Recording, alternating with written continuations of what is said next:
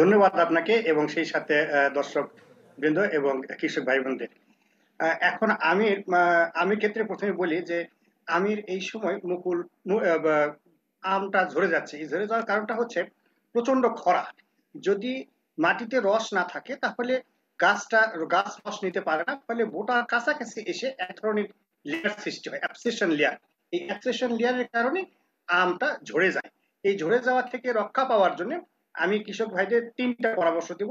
একটা হচ্ছে খুব সকালে, বিশেষ করে ১০টার আগে অবশ্যই আম বাগানে সেচ দিতে হবে, ঘন ঘন সেচ। এখানে ঘন ঘন বলতে খরার ভিত্তিতে এক সপ্তাহে কমপক্ষে একটা করে ফ্লাড ইরিগেশন দিতে হবে।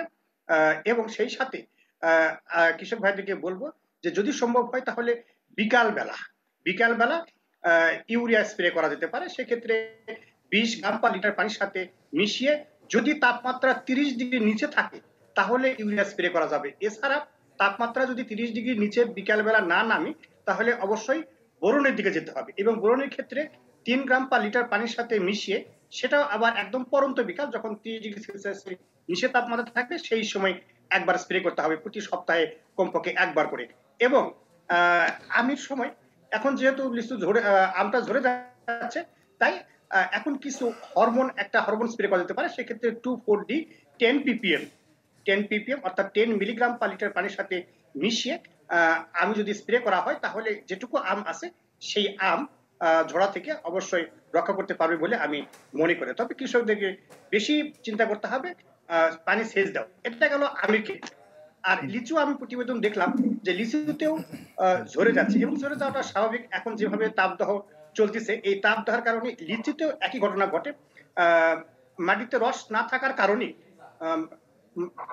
লিচু গাছ রস নিতে পারতেছে না, ফলে লিচুর সেই একই জায়গায়, লিচুর গোড়ার কাছাকাছি এক ধরনের অ্যাবসেশন লেয়ার তৈরি হয়ে লিচুটা ঝরে পড়ে যাচ্ছে। জি।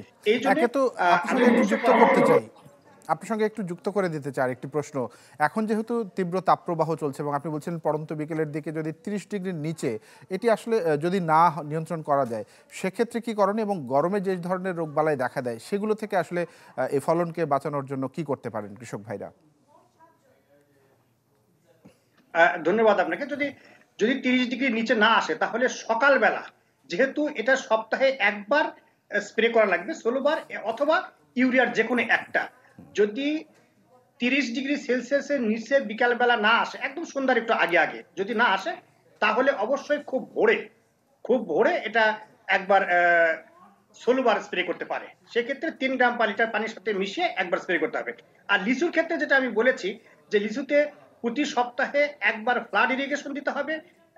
সেই সাথে এখানেও যেহেতু প্রচুর লিচু এখন ঝরে যাওয়ার সম্ভাবনায় বেশি, যেহেতু প্রচন্ড তাপদাহ চলতেছে, এই অবস্থায় লিচু গাছেও সকালবেলা, খুব সকালে অথবা একদম পরন্ত বিকালে 3 গ্রাম/লিটার পানির সাথে মিশিয়ে 16 বার অথবা বোরাক্স 0.25%, এটা গেল জরার ক্ষেত্রে। আর এখন লিচুর ক্ষেত্রে এক ধরনের পোকা দেখা যাবে, সেই পোকা দমনের জন্য সাইপারমেথ্রিন গ্রুপের যে কোনো ইনসেক্টিসাইড 0.5 ml/লিটার পানির সাথে মিশিয়ে প্রতি সপ্তাহে কমপক্ষে একবার স্প্রে করতে হবে। আবার এই সময় অ্যানথ্রাক্স নামক এক ধরনের ডিজিজ দেখা যায় লিচুতে।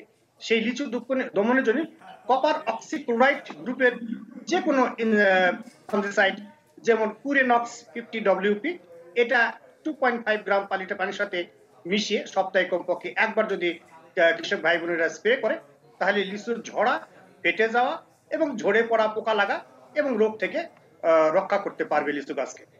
জি, ডক্টর অধ্যাপক জাহিদ, আপনাকে অনেক ধন্যবাদ আমাদের সঙ্গে যুক্ত হয়ে সময় দেবার জন্য এবং আপনার মতামত তুলে ধরবার জন্য।